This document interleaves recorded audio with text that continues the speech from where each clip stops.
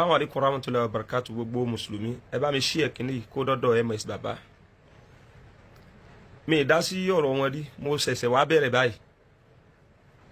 Mo máa ń gbọ́ lẹ́nu MS Baba àtàwọn míì tí wọ́n jọ pé Ọlọ́run Allah kì í sọ Ọlọ́run tó dágbára, kì í sọ Ọlọ́run tó dá. Wípé Islam a lè fi èdè míì sin ẹ̀sìn Islam. Àfi èdè Lárúbáwá pé Ọlọ́run tí ò gbédè mi, Ọlọ́run ọ̀lẹ ni. Kí MS Baba àtàwa náà kájọ wo kílípù. Ifa kudako kudabo kofiende kumbaro tura tuka kodako nkoba wase oginingi ngawo olokun riba fún olokun ní omi okun to boboju aluko dodo ogo losa riba fún olosa. Gbogbo wa ti rí pé òyìnbó ló wá kọ́ Ifá pẹ̀lú Yorùbá yẹn. Kí ló dé ṣe Ifá ò gbọ́ òyìnbó ni àbí ọ̀pẹ̀lẹ̀ ò gbọ́ èdè míì tó fi wá jẹ́ pé èdè tó òyìnbó fi kọ́ tó wá àti pé kò mọ̀ ká kò mọ èdè sọ ó sì ń wí bẹ́ẹ̀ ó sàrí pé èdè tí ó jẹ́ èdè tí Ifá fi gbé lẹ̀ bọ́pẹ̀lẹ̀ ló fi gbé lẹ̀ ni òun ni wá ń sọ. Kí ló ṣẹlẹ̀ ṣé Ifá náà lágbára because ẹni paracetamol ẹni tẹ́lẹ̀ àwọn lágbára ju Allah lọ kí la máa wí lérí eléyìí. Àkọ́kọ́ àfà, Ifá jẹ́ ìkan nínú àṣà àti ìṣe àwa ọmọ Yorùbá, àwa ọmọ kóòtù òjire tí òrìṣà ọgbọ́n Ọ̀rúnmìlà tí ó mú wá fún wa.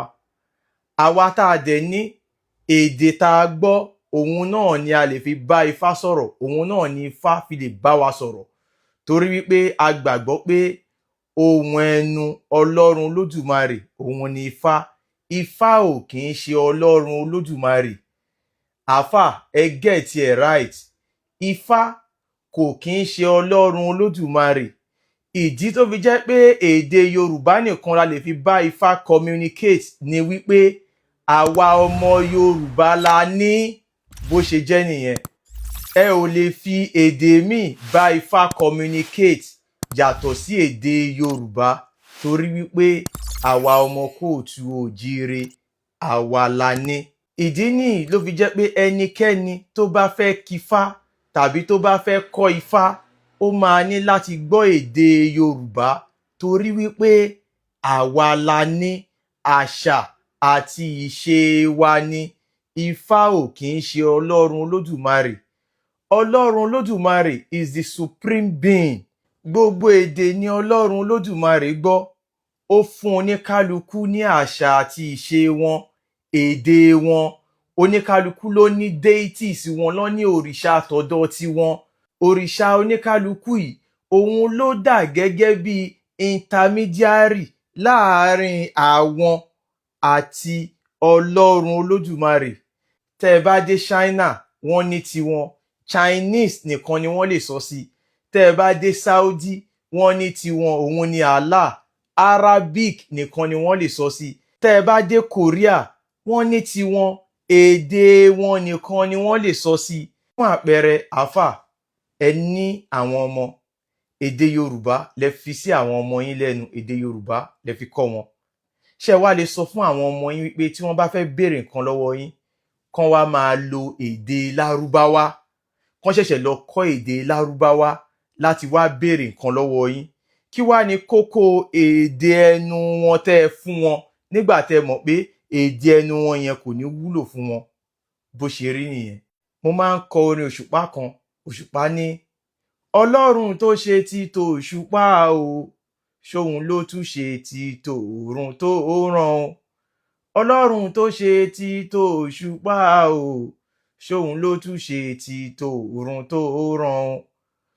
Ọlọ́run tó ṣe tọdún tí ọdún dún, ṣóhun ló tún ṣe tóṣù ń pèlè o. Kò sẹ́ni tọ́lọ́run ò ṣe fún o. Ẹni sọ pé tóun ò tó ló ó kú o. Kò sí ẹni tí Ọlọ́run ò ṣe fún, oníkálukú ló ní tiẹ̀. Ẹ̀sìn Islam wọ́n gbé wá láti fi wipe gbogbo àmì ìdánimọ̀ wa, àṣà àti ìṣe wa wọ́n fẹ́ parẹ́. Wọ́n fẹ́ replace ẹ̀, wọ́n fẹ́ pààrọ̀ ẹ̀ pẹ̀lú ti Lárúbáwá. Kí ni àwọn àṣà àti ìṣe wa, èdè wa, ìmúra wa, orúkọ wa? Gbogbo ẹ̀ ní Islam fẹ́ parẹ́, ló fẹ́ gbà, ó fẹ́ pààrọ̀ ẹ̀ pẹ̀lú ti Lárúbáwá torí wípé wọ́n fẹ́ pààrọ̀ wa. Islam is a different culture on its own. It's another person's culture. Àṣà àti ìṣe ìlú míì ni ó wá pẹ̀lú orúkọ, ìmúra, èdè àti deity tọ̀dọ̀ tí wọ́n bó ṣe rí. Tí a bá ti fi lè gba Islam, ó máa pa wá rẹ́ lórí ilẹ̀ wa, wọ́n máa pààrọ̀ wa pẹ̀lú àwọn ọmọ lárúbáwá. Àfà ẹ jí, Allah tá à ń sọ iṣẹ́ ṣìgìdì èrè lásán ni, kò lágbára kankan, kò lè ṣe nǹkan kan. Ẹ wá ní ṣé Ifá ò lágbára ló fi jẹ́ kí àwọn aláwọ̀ funfun wa máa kọ́ Ifá? Torí pé wọ́n mọ agbára tó wà nínú Ifá ni wọ́n fi wá kọ́. Àwa ò gbé Ifá lọ máa fi jagun gba ìlú onílù, lọ máa fi kọ́ńkà wọn. Wọ́n wá, wọ́n rí nǹkan tó wà ńbẹ̀, wọ́n mọ̀ pé nǹkan kan wà nínú kínní, pé confam ni kínní, òun ni wọ́n fi ń wá lọ́n wá kọ́. Àwọn tó gba Islam lẹ́nìí, wọ́n gbà á tipátìkúùkù ni, pẹ̀lú ogun, pẹ̀lú ìpànìyàn, pẹ̀lú ìtàjẹ̀sílẹ̀, òun ni wọ́n fi gbà. Ẹ̀yin èèyàn wa ẹ jí, ẹ̀sìn Islam irọ́ lásán ni. Allah kò kí ń ṣe Ọlọ́run Olódùmarè. Ère tí àwọn ọmọ lárúbáwá ń bọ ni, èdè lárúbáwá nìkan lè fi bọ́. Gẹ́lẹ́ báwa náà ṣe nítọ̀dọ̀ tiwa tó jẹ́ pé èdè Yorùbá nìkan ni a lè fi bá wọn sọ̀rọ̀. Inú ẹ̀ náà ni Ifá wà. Èdè Yorùbá nìkan lè fi bá Ifá sọ̀rọ̀ torí wípé àwa la ní. Èdè lárúbáwá lè fi bá Allah sọ̀rọ̀ torí wípé àwọn ọmọ lárúbáwá ló ní. Kí wá ló dé tẹ́ ẹ máa ní ká pa tọ̀dọ̀ tiwa ká pa rẹ́? Kí ló dé tẹ́ ẹ máa ní ká pa á tì ká wá mú ti lárúbáwá nígbà tí a ò kì í ṣọmọ lárúbáwá? Mo rò bó ti yé yín. Àfà ẹ tún sọ̀rọ̀ ní pé bí ẹni yẹn ṣe ń sọ èdè Yorùbá yẹn, bẹ́ẹ̀ gẹ́lẹ́ náà ni lárúbáwá ẹ̀yin ọmọ Yorùbá ṣe rí ní etí àwọn ọmọ lárúbáwá. Torí pé ẹ̀yin kọ́ lẹ ní èdè yẹn. Tẹ́ ẹ bá ń sọ èdè lárúbáwá, ó kàn máa dàbí pé ẹ̀gbọ́n sọ pé mo fẹ́ lọ jẹun, tí n bá ti débẹ̀ máa pè yín níbẹ̀. Bó ṣe rí létí àwọn ọmọ lárúbáwá nìyẹn, torí pé ẹ̀yin kọ́ lẹ ní. Ẹ̀yin èèyàn wa ẹ jí, Allah kò kí ń ṣe Ọlọ́run Olódùmarè. Ère lásán ni. Paracetamol 10 naira ó lágbára ju Allah lọ. Mo sọ yìí, mo dúró. Ó dìgbà.